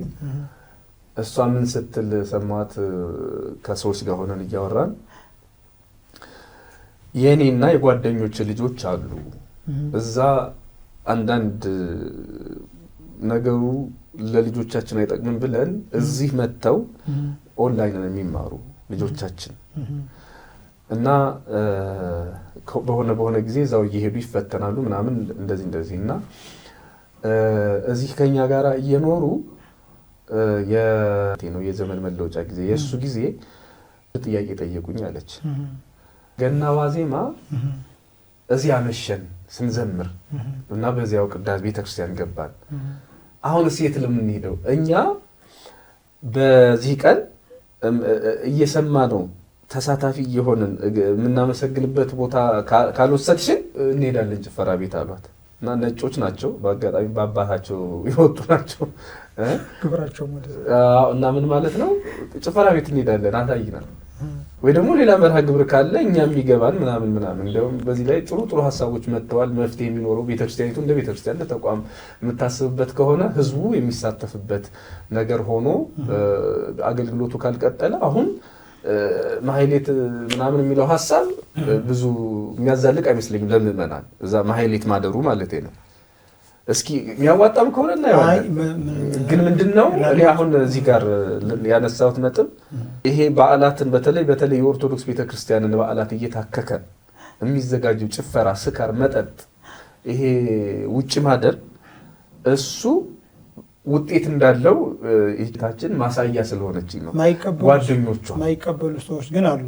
ምን መሰለህ ግልጽ ነው እኮ ማይቀበሉ ሰዎች አሁን እኔ መጋራዋለሁ ስለመጋራው ነው የምጠይቀው ማለት ነው። እሺ የግድ የኮንሰርት ሴሪሞኒ ወይንም ደግሞ ያንን መወከል የለበትም ቤተክርስቲያኒቱ ነው። አሁን ይሄ መሰረታዊ ጥያቄም ነው። እሺ ወጣቶች ኮንሰርት እንዳይሄዱ ብላ የመዝሙር ኮንሰርት ማዘጋጀት የለባትም። አስተምራ አሳምና አዚያው አስቀድሰው ማህሌቱን አብረው ቆመው አሸብሽበው ማህሌቱ እንግዲህ ጸሎት ነው የታወቀ ጉዳይ ነው። ጸሎት ነው ማህሌቱ ማለት ነው። በዜማ ቢባል የህዝቡ ይገባል ላይገባውም ለሁሉም ሰው ላይገባው ይችላል። ሊገባው የተማረው ብቻ ነው ሊገባው የሚችለው። ምዕመናኑ ግን ያው አብረው ያመሰግናል። ይሄ ምንም የታወቀ ጉዳይ ስለሆነ ማለት ነው። ስለዚህ ምዕመናን አባቶቻችን እንዳቆዩት ጸሎቱ ላይ ነው መሳተፍ ያለባቸው። እንደው ዝም ብሎ ዘምሮ መለያየት ከሆነ ሌላም ቦታ ላይ ዘምሮ መለያየት ይሆንና ቤተክርስቲያኒቱ ልጆቿን ታጣለች ነው። ለማንኛውም እንዲሁ ቢበቃን በዚህ ጉዳይ አንድ ብቻ ስላንተም ስለኔም የተጻፈ ኮሜንት አይቻለሁ። የሚያስቅ ኮሜንት ማለት ነው። እንግዲህ ነጭ ለብሳችሁ ነው ተብላችሁ ነበር። አንተ ግን በስር ጥቁር በላይ ደግሞ ነጭ ነው ለብሰህ ሄድ ይባላል። እውነት ነው። ህግ ጥሰህ ይባላል። እኔም አላየሁትም ነበር ጥቁር መሆኑን፣ ግን በኋላ ፖሊሱ ነው ጥቁር ምናምን ሲለኝ ያስታወስኩት። ምን አለ ጥቁር የለበሰ አይገባም እንግዲህ ይመስለኛል ቅስቀሳ ነበር መሰለኝ ጥቁር ለብሳችሁ ሂዱ ምናምን የሚል። እሱ ደግሞ ያው ከዚህ በፊትም በፌስቡክ ላይ የገለጽኩት ነበረ፣ ረስቸው ነው ጥቁር በልበሴ ማለት ጃኬቱ ማለት ነው። እና በልደት ቀን ማንም ይሙት ለምን እናቴም አባቴም ቢሞት ሲጀመርም በልደት ብቻ አይደለም በየትኛውም ቀን ጥቁር መልበስ እንደማይፈቀድ ይታወቃል። እንደ ቤተክርስቲያን ስርዓት ስንናገር እንደ ቤተክርስቲያን አይደል ጥቁር መልበስ የመከራ ምሳሌ አይደል? ያው ጳጳሳት እኮ ጥቁር መልበስ ሐዘን ነው። ቤተሰብ ሞተብኝ ብሎ ሐዘን ደረሰብኝ ብሎ ግን ጥቁር መልበስ እሱ ሊሆን እንደማይችል የታወቀ ነው። በተለይ ደግሞ በእነዚህ 3 ቀናት ቤተክርስቲያን በስርዓቷ የጻፈችው ነው፣ በጥምቀት በልደትና በትንሣኤ ቀን። ስለዚህ እኔ እሱን ነው የጻፍኩት ባጭሩ። ነጭ ለብሰው መላእክት ደግሞ እውነት ለመናገር እንደውም እኔ አሁን እንዲያው በዚሁ አጋጣሚ ጥቁር እስኪ ልበሱ ደግሞ ብለው አስተባባሪዎች ካሉ እኔ ጥቁር ጋቢ ለብሼ እመጣለሁ፣ ችግር የለውም። እስኪ ያስተባብሩ በተራቸው ደግሞ ሌሎች ደግሞ እስኪ እገኛለሁ ጥቁር ለብሼ እመቤቴ እገኛለሁ። የቤተ ክርስቲያኒቱ መከራና ከታወጀ ጥቁር ለብሼ እገኛለሁ ነው። በጣም ጥሩ ለምንድን ነው ይሄን ቀን እንደዛ የሚሉ ለማለት ነው። እና እኔም ጥቁር የለበስኩት አስቤው ምናምን እንደዚህ አይደለም፣ ባጭሩ ግን ዋናው ልብሱ አይደለም ልቤ። አይ እንዲሁ በነገር ላይ እንዲሁ መስምኛ ይሄንን ሁሉ አሰብነ እንጂ ያን ያህልኛውን ይታወቃል እኮ አሁን የቤተ ክህነት ልብስ ምን ልብስ ለብሶ እንደሚወጣ እኮ የቤተ ክህነት ሰው ጉዳዩ አይደለም። እንዲሁ ምናልባት ክብረ በዓል ሊሄድ ከሆነ በላይ ካባ ያሻሽ ሊጥል ይችላል እንጂ ይሄ ለልብስ ምንም እንትን የለውም። የሆነ ጊዜ ደህና ልብስ መልበስ ፈልጋለሁ ብዬ ስለብስ ከአንተ ቅኔ እንጂ ልብስ አይጠበቅም የለበስከውን ለብሰህን አለኝ አንድ መምህር ማለት ነው። እንግዲህ እያጠቃለልን ነው። በአንተ እይታ አሁን ቤተክርስቲያን የቤተ ክርስቲያን ፈተና መፍትሄው ምንድን ነው? ፈተናው እንዳለ እናውቃለን። ያው መቼም አንድ ሰው ያው በሃይማኖቱ ከሞተ ፈተናው እንዳለ መከራው እንዳለ እናውቃለን። መፍትሄው ምንድን ነው? ወደፊትስ ሰው በቃ አንድ ሰው የሆነ ጊዜ ይነሳና ብሎ ከዚያ በኋላ መፍትሄ ሳያገኝ ይዘጋዋል። ደግሞ እንዲሁም ሌላ ላይ ደግሞ እንደዚህ ክርስቲያኖች ሲሞቱ ደግሞ እንደዚሁ በፌስቡክም በተለያዩ የሚዲያ አንደበቶች ይሰዳደባል፣ ይነቃቀፋል፣ ይጎጋገዛል። ከዚያ በኋላ ደግሞ ይረሳዋል። ይህ ነገር መፍትሄ ይሆናል ተብሎ አይታሰብም። በአንተ እይታ ወይንም ደግሞ እንዳንድ የቤተ ክርስቲያን ሊቅ የቤተ ክርስቲያኒቱ መፍትሄ ይሄ መከራው እንዲርቅ ምንድን ነው ብለህ ታምናለህ? ከባድ ጥያቄ ነው ይሄ። እንኳን አሁን ቤተ ክርስቲያኒቱ እኔ ችግሯን ዜሮ ታደርጋለች የሚል ወይም ፈተናዋ ይጠፋል የሚል እምነት የለኝም። ይቀንሳል ምናልባት። ከዚያ ውጭ ሰው ግን እንዲጠፋ ያስባል። ታውቃለህ፣ በፍጹም የቤተ ክርስቲያን ፈተና ጠፍቶ አያውቅም፣ ሊጠፋም አይችልም። በዚህ አሁን አንዳንድ ቴዎሎጂ ውስጥ ያሉ ሰዎች ቤተ ክርስቲያንን ሲጠሯት ያው እንግዲህ በእኛ ምን ተብሎ እንደሚለጥ አላውቅም። እነሱ ቸርች ሚሊታንት ብለው ይሄ በተጋድሎ ላይ ያለች ቤተክርስቲያን ብለው ነው የሚጠሯት። ድል የነሳቸው ቤተክርስቲያን በሰማይ ናት ወይም ደግሞ በገነት መንግስተ ሰማያት የሚቀጥሉት ናቸው። እኛ ግን በተጋድሎ ላይ ነው ያለ ነው። ተጋድሎ ደግሞ ከሁለት ወገን ነው፣ ከሚታይና ከማይታይ ሰማይትነት። ተጋድሎ ስለዚህ ተጋድሎ ከሚታዩት ማለት ሰዎች በፖለቲካ ክርስቲያን በመሆናችን ማተብ በማሰራችን የሚገሉን እኛን ማየት የማይፈልጉ ገዳዮቻችን አሉ። እነሱን መቀነስ እንጂ ማጥፋት ሁሉ ይቻል አይመስለኝም። መቀነስ ይቻል ይሆናል በብዙ መንገድ። እንዴት ሆኖ የሚለው እንግዲህ ዝርዝር ነገር ጊዜ ይፈጃል። ግን እንዲሁ መጠቆም ይቻል ይሆናል። ዞሮ አንዱ እነሱ ናቸው፣ ስጋ ለባሽ ሰዎች አንያችሁ የሚሉ እና ደግሞ በጣም የሚገርመኝ እኔ ብዙ ጊዜ ብየዋለሁ መሰለኝ ሃይማኖት ያላቸው ሰዎች ናቸው ብዙ ጊዜ ክርስቲያኖችን የሚገሉ። ክርስቲያኖች አይደለም ምናልባት ክርስቲያኖችም ሊሆኑ ይችላሉ። ግን ክርስትና ብዙ መንገድ ስላለው ገባኝ።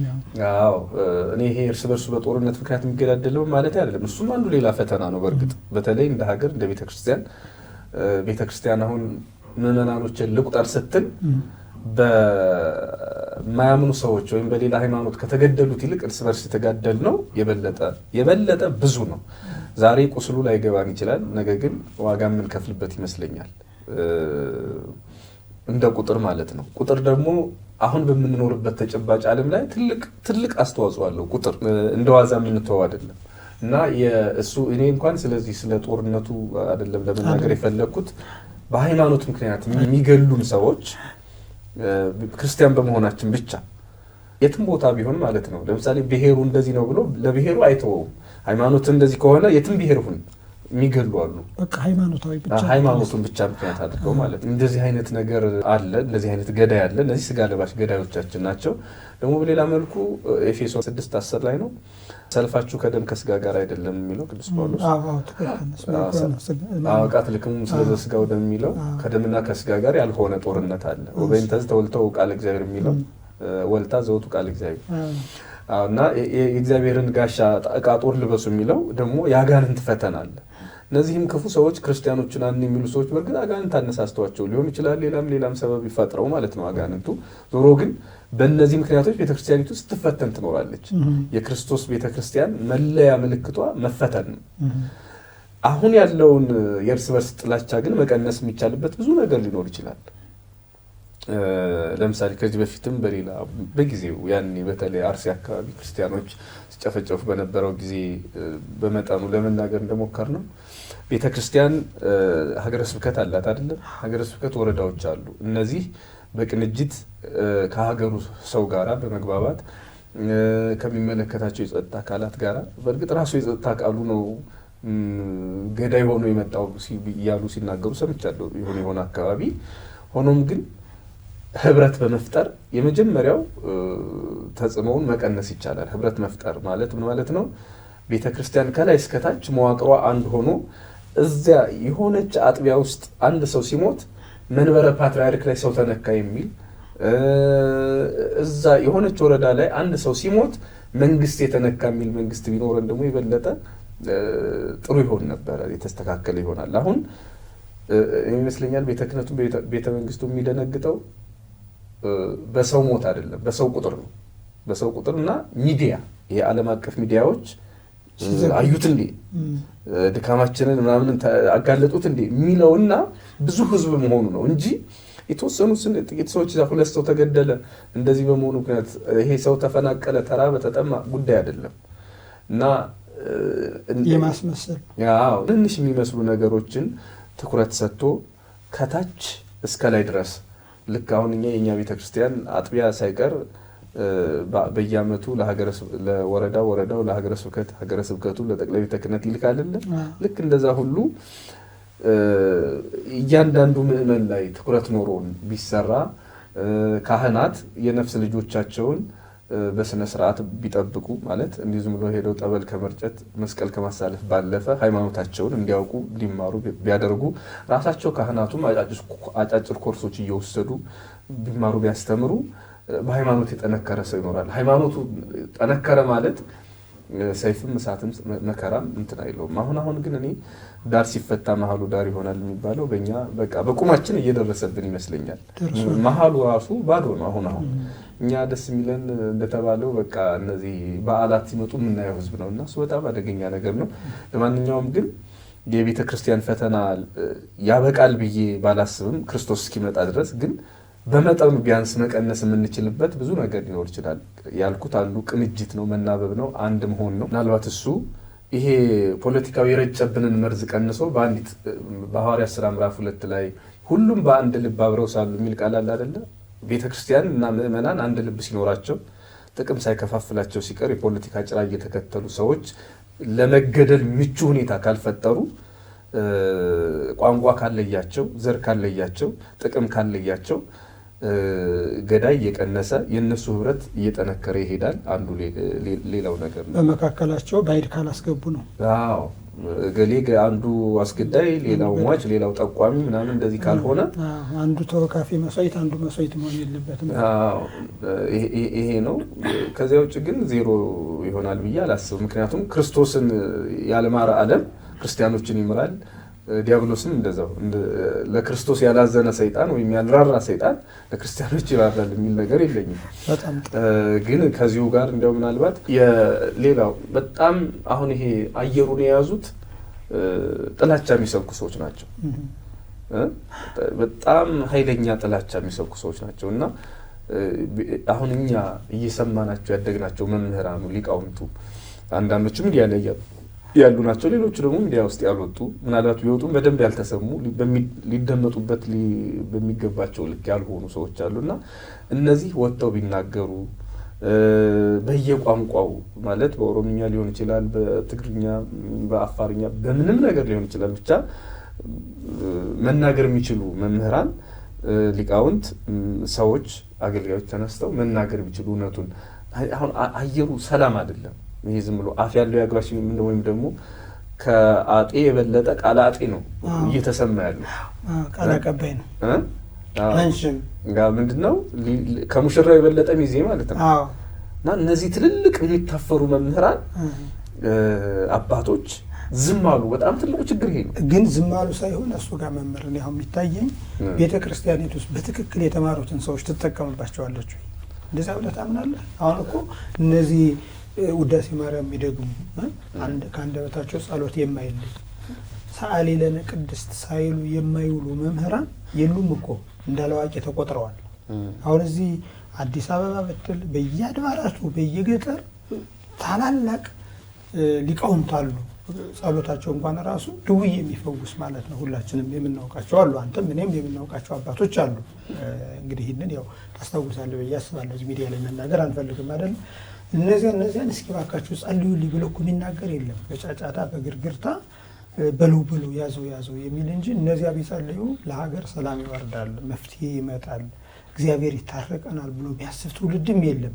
ምክንያቱም አየሩን የያዙት ሰዎች በጉልበት ያለዛም ደግሞ ብዙሃኑ ትንሾቹን በመጨፍለቅ ሰላም የሚመጣ ነው የሚመስላቸው። እንዲህ አይነት ደግሞ የሚመጣ አይመስለኝም። ሲጀመር እንደዚህ አይነትም ነገር የለም እና ሊቃውንቱ ቢናገሩ ስላልህ ነው። ሊቃውንቱን እኮ ቤተክርስቲያኒቱ አንተ ራስህ ታምናለህ። አሁን እንግዲህ ብዙ ሊቃውንትን ታውቃለህ። አሁን ቤተክርስቲያኒቱ በዚህ ዘመን ባለፈው ዘመን በየአድባራቱ እየነበሩ እፍለው ሊቃውንትን ፈጥረዋል። እነዚያ ሊቃውንትን የፈጠሩት ግን አሁን የሉም፣ ሚዲያ ላይ የሉም፣ አያውቁበትም ማለት ነው። ቤተክርስቲያኒቱ እየተጠቀመችባቸው ሁለት ነገር ነው የሚታየኝ። አንደኛው እንደ ተቋም የሚመጡ ሰዎች አሉ። ራሷ ቤተክርስቲያኒቱ የኔ መምህራን እንደዚህ አባቶች ይናገሩ ብሎ በሚዲያ ማውጣት ለህዝብ ጆሮ ማድረስ እንዳለ ሆኖ ይሄ ካልሆነ ግን አርፎ መቀመጥ ወይም ተስፋ ቆርጦ ዝም ማለትም ጥሩ አይደለም። በራስ መንገድ መገለጥ ተገቢ ነው ብዬ ነው የማስበው። በራስ መንገድ ማለት ነው። አሁን አንድ ቅርብ ጊዜ ውይይት ላይ ሰምቼው በጣም ጣፍጦኝ ነገሩ እስኪ ገባ ብዬ ሳየው በጣም የተደነኩበት ነገር አለና መጀመሪያ ልቦለድ ሆኖ የተጻፈ መጽሐፍ ከዛ ቀጥሎ ፊልም ሆኖ በብዙ ቋንቋ የተሰራ ነውና በጣም የሚያስደንቅ ነው። እኔ ልቦለድ ብዙም አይደለሁም እንግዲህ እናንተ የምትጽፉበትን ይሄኛው ግን በጣም የሚያስደናንቁ አንዳንድ ነገሮች አሉት እና አልጨረስኩትም፣ ግን አልፎ አልፎ ያለውን ነገር ለመናገር ዝሮ ያው አንተም እኮ ተሳተፈበት ማለት ነው። ዶን ኪሆት የሚባል ገጸ ባህሪ ያለው ሰው አለ እና ያ ሰው በጣም አገሩን ይወዳል እና የጀግና ታሪክ እያነበበ ምናምን በቃ የኔ ሀገር እኮ እንደዛ ወደ ቀደመው ጀግንነት ነው መመለስ ያለባት ብሎ በጣም ተቆጭቶ ይነሳል። እና በቃ የቀደመ ጀግንነቱን ለማምጣት የዶን ኪሆት የሚል ስም ያለው ሰው መጣና በቃ ሁሉን ይሄ ለሀገር እድገት ምናምን አይጠቅም ብሎ ያለውን መዋጋት ጀመረና ሲሄድ የሆነ ቦታ ላይ ሲደርስ ጦሩን አስከትሎ ይሄ እንደዚህ የሚወዛወዘው ልክ እንደ ናዝሬት ፊልም ላይ ያለው እሱ ነው። በመዘጎር እሱን ነው የሚለው ፊልም ላይ ግን ይሄ ልክ ናዝሬት አዳማ ስንገባ የሚወዛወዝ የለም በእንትን በነፋስ ኃይል እሱ ስሙ ምንድነው እሱ ማለት ነው። ልክ እንደሱ አይነት ነገር ያገኛል እና እሱን ሲያገኝ እነዚህማ ጭራቆች ናቸው ብሎ ከሱ ጋራ ይገጥማል። ዶን ኪሆት የሚባለው ሰውዬ ማለት ነው። እና አረ ይሄ ሰው አይደለም ጭራቅ አይደለም፣ ለምንድነው ከብረት ጋር የምትታገል ከድንጋይ ጋር እንዴ ታው ይቅርብ ድንጋይ ነው ሲለው አረ ድንጋይ አይደለም ጭራቅ ነው ብሎ ይለዋል ማለት ነው። በኋላ ሲያየው ከወደቀ ምናምን ካለ በኋላ የተሰባበረውን ሲያየው አይ ጭራቆች ናቸው ለምን መሰለህ ዝም ብሎ በመታት ተለውጠው ነው እንጂ አሁን ድንጋይ ምናምን የሆኑት እነዚህ ጭራቆች ናቸው ይላል። ይገርመኛል ማለት የሆነ የሀገር ፍቅር አለው። የሀገሩን ፍቅር የሚገልጥበት መንገድ ግን በጣም የተሳሳተ ሆኖ ከድንጋይ ጋር እስኪጋጭ ድረስ ድንጋዩን እንደሰው አረ አይደለም ሲሉት ደግሞ የለም ሴራውን እናንተ አታውቁትም እኔ ብቻ ነኝ የማውቀው የሚል ሆነ። በጣም እኮ የሚገርም ነው። እና ያ ድንጋዩ የለም ሰው ነበረ። አረ አይደለም ይሄ እንዲህ የሚሰራበት ነው ይሉታል። የለም ሴራ ነው ተቀይሮ ነው ወደ ድንጋይ ተቀይሮ ነው እንጂ ይሄ ሰው ነው ምናምን ብሎ ይጣላል። እና አሁን እንደዚህ አይነት የሀገር ፍቅር አለን ብለው በተሳሳተ ፍቅር፣ የሃይማኖት ፍቅር አለን ብለው በተሳሳተ መንገድ የሚሄዱ ሰዎችን ተው ብለው ዶን ኪሆቴዎችን መስመር የሚያስይዙ አራያዎቻችን አሉ እና እኔ አንዳንዴ በግልጽ ለመናገር በአንተ ዘመን ዲማ ቅዱስ ጊዮርጊስ እየተማርን የስብከት ልምምድ እናደርግ ነበረ ሰንበት ትምህርት ቤት እና ሰንበት ትምህርት ቤት ውስጥ ትምህርት ሲደረግ ልምምድ ሲደረግ ሲዲ የነበራቸው ሰዎች አስታውሳለሁ። በስም መጥራት የምችላቸው እንደነዚህ ብንሆን ብለን የምናስባቸው ሰዎች ነበሩ። እነሱ ሰዎች አሁን በቃ በዶን ኪሆቴዎች በቃ ተሰብረዋል ማለት እነሱ የሚሰበሩ ሰዎች አይደሉም፣ ግን በሰው ጆሮ ክብር እንዲጎላቸው ለማድረግ መስራት ቤተክርስቲያንን በመውደድ ወይም ደግሞ ሀገርን በመጥቀም ሰበብ ዶን ኪሆቴ መሆን፣ አለመስማት፣ አለመደማመጥ፣ አለመከባበር አደገኛው ተኝተን የምንተፋው ምራቅ ነው ብዬ የማስበው እና እሱ እንዲያውም በጣም ተኝተ አይ ነው እንደዚህ ተኝቼ ወደ ላይ ምራቅ ብተፋ የትም ሊወድቅ አይችልም፣ እኔ ጋር ነው የሚመጣው። እና ይህ ጀግንነት አይደለም። በቃ እንዲህ ብሎ ሰዎችን በጣም እናከብራቸው። እሺ ማንን እንስማ? የምንሰማቸው ሰዎች መኖር አለባቸው። እኔ እኮ አንድ ወጣት ነኝ። በነገራችን ላይ እኔ አሁን ሰው ወጣት ይስማ ሁሉ ብያል ምክር እውነት ለመናገር እኔ ጳውሎስ ሚሆኞ ንጉሱ እባክህ እስከ መቼ ነው ዝም ብለህ ታሪክ ምናምን እያልክ የምትጽፍ? እስኪ የሥነ ምግባር ወጣቱ ሥነ ምግባር እንዲማር ሥነ ምግባር ጻፍ ሲሉት ወጣት ነኝ፣ ወጣቱን ብመክር ብዙ ጆሮ አላገኝም፣ ትንሽ ልብሰል ሳላር እንደ በሰልኩ ሳላር የምክር መጽሐፍ ጽፋለሁ አለ። በጣም ደስ ይላል። እና እኔ እንደዛ የምንሰማቸው የበሰሉ መምህራን እንዳንሰማ እየሆነ ነው። እና እሱን አያለሁ አንዳንዴ። እና ደግሞ እኔ አሁን እንደዛ የሚያደርጉ ሰዎች አይደሉም ለእኔ ትልቁ አጀንዳ። ትክክል ነው እያሉ የሚጽፉ ጥቂትም ቢሆኑ ሰዎች አሉ። እና ያሳዝናል። ማንን ስንሰማ ነው ትክክለኛውን መስመር የምንይዘው? እኔ ዶን ኪሆቴዎቹ ይገሉናል እንጂ አያድኑንም። ጊዜያዊ መጠለያ ፔንኪለሩ ሊሆኑ ይችላሉ፣ በቃ ቁጭት ነው ቆጫ ሊሆኑ ይችላሉ እንጂ ቤተክርስቲያንንና ሀገርን በቋሚነት ሊያድን የሚችል ሀሳብም የላቸውም፣ ኖሯቸውም አያውቅም። እና እንደው ቅንነት ባለው መንገድ ተግሳጽ እንኳን ቢሆን ፍቅር ባለው መንገድ ነገ ጠባሳ የማይጥል እንዲህ እኮ ብሎታል የማያሰኝ ሀሳብ የወለደው ነገር ቢሆን ጥሩ ነው። አሁን የምንሰማው ነገር ግን በጣም በጣም መጥፎና አደገኛ ነገር ነው። እና ማንን ነው መስማት ያለብን የሚለው እንደው ምንድነው ደግሞ ሌላው እነዚህ ሰዎች ውስጥ የማየው ነገር ምንድነው? ለምሳሌ ከቤተክርስቲያን ተወግዘው የወጡ ሰዎችን ያነሱና እኔ እኮ ነኝ መንቅዬ ያወጣሁት። እኔ በጣም ነው የሚያሳፍረኝ እንዲህ አይነት ነገር። በክህደት ምክንያት ከቤተክርስቲያን መውጣታቸው ትክክል ነው፣ ግን እንደ ጀግና የሚያስፎክር አይደለም። ክርስቶስ እንኳን ተውት በአባቶቻችን ብዙ በቅዱሳን ታሪክ ላይ ከተወገዙ በኋላ መናፍቃን ስለተወገዙት መናፍቃን ያለቀሱ አባቶችን ቤተክርስቲያን ታሪክ ጽፎልናል። ክርስቶስ እንኳን ግን አትናቴዎስ ሲነግረን በዕለተ ምጽአት በኃጥአን ሊፈርድ ሲመጣ ያው ኃጥአን ያለቅሳሉ እስከ ውእቱኒ ያነብብ በእንቲአሆሙ አትናቴዎስ እሱ ራሱ ክርስቶስ ስለነሱ ያለቅስላቸዋል ይላል። እና የተወገዙ ሰዎች ከቤተክርስቲያን መወገዛቸው መውጣታቸው ትክክል ነው፣ ቤተክርስቲያንን ካልመሰሉ። ግን እንደ ጀግና የሚያስወራ ነው እንዴ? ልናለቅስላቸው እንጂ ልንስቅባቸው እኮ አይገባም።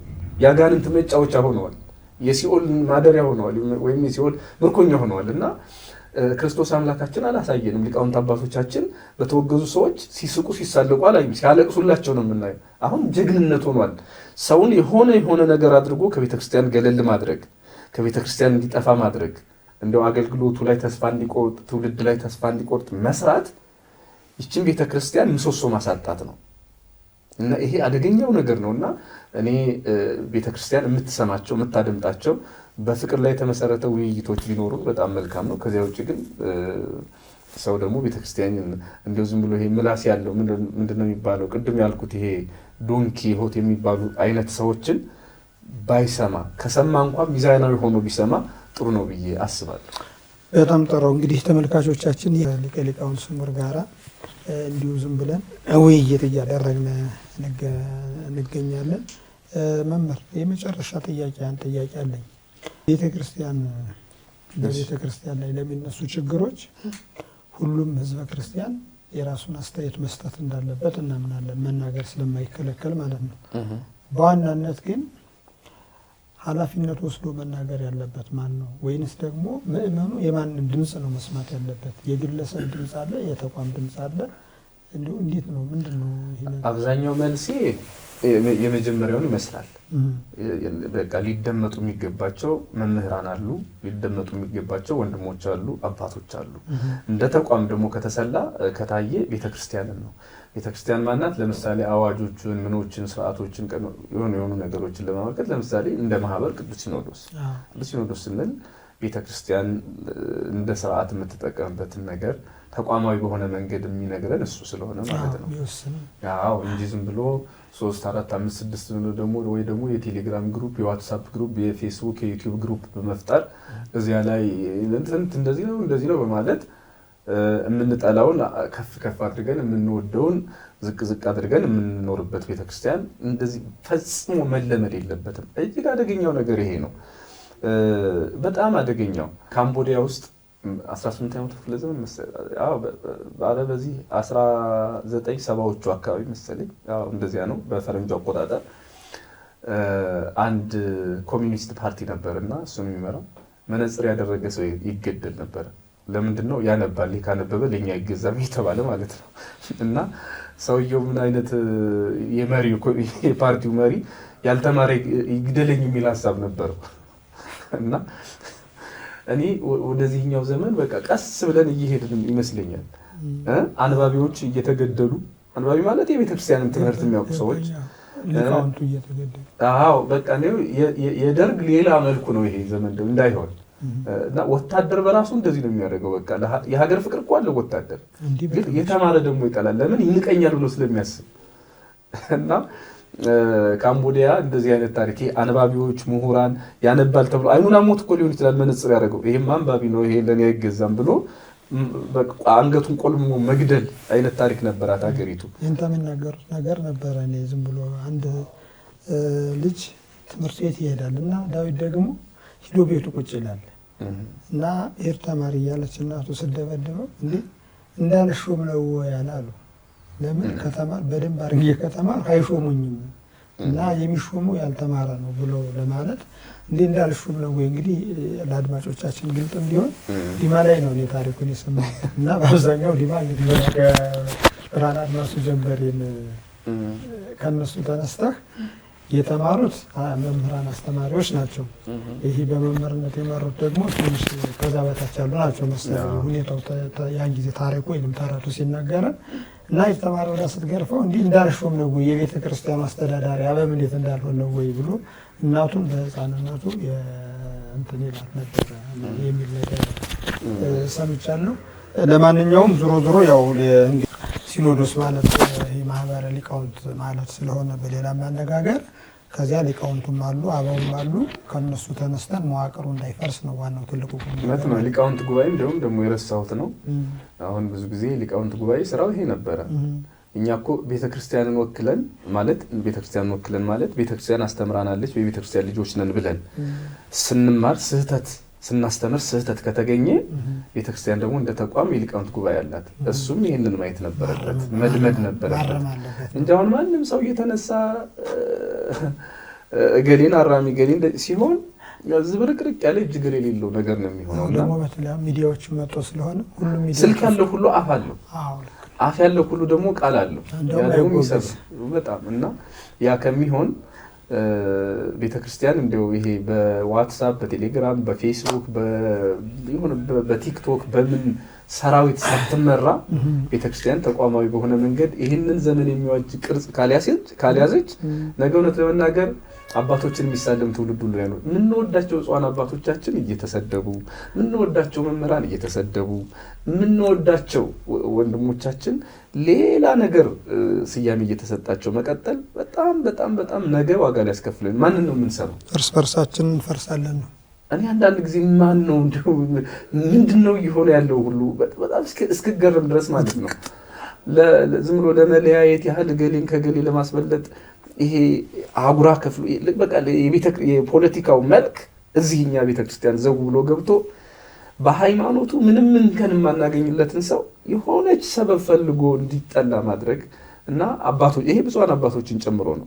እኛም እኮ ስሜት አለን። ያው እኔ ብዙ ጊዜ እንደውም ወደ ኋላ ስንመለስ አንዳንድ ችግሮችን ሳይ የመጀመሪያ ተጠያቂ የማደርገው ሲኖዶስ ከዛ ብፁዓን አባቶች በግለሰብ ባይሆንም በቃ ብዙ ነገር ልንል እንችላለን። ግን አሁን ስናስበው ማር ይሳቅ የሚለው ነገር አለ። አንድ ሰው ሲሳሳት ሲወድቅ ሰይጣን ይስቅበታል። አንተ ደግሞ ከሰይጣን ጋር ትስቃለህ በተሳሳተ ሰው ወይስ ደግሞ ከሚያለቅሱ መላእክት ጋር አብረህ ታለቅስለታለህ? አሁን እኮ በድካማችንና እንደው ያጠፋን ከሆነ እንኳን የሆነ ሰው አጥፍቶ ከሆነ እንኳን ያን ጥፋቱን መሳለቂያ መሳቂያ ማድረግ እንጂ ከጥፋት ማረም እንደዛ እየታሰበ አይደለም። እና የሰው ጥፋት ከአጋንንት ጋር የምንስቅበት ሳይሆን ከመላእክት ጋር አልቅሰን በፍቅር የምንመራበት የወደቀን የምናነሳበት እንጂ የወደቀ ስናገኝ እዛው የምንረግጥበት መሆን የለበትም። እና ነገም እንዲያው ብቻ ብዙ ምስቅልቅል ነገሮች አሉ። ብዙ ስላወራን ይበቃናል ዛሬ። አዎ አድማጮቻችን፣ ይህ ሐሽማል ሚዲያ ነው። እንግዲህ ከሊቀ ሊቃውንት ስምዖን አላምረው ጋራ ይህንን የመሰለ ቆይታ አድርገናል። እኛውም ሊቀ ሊቃውንት አመሰግናለሁ። እሺ።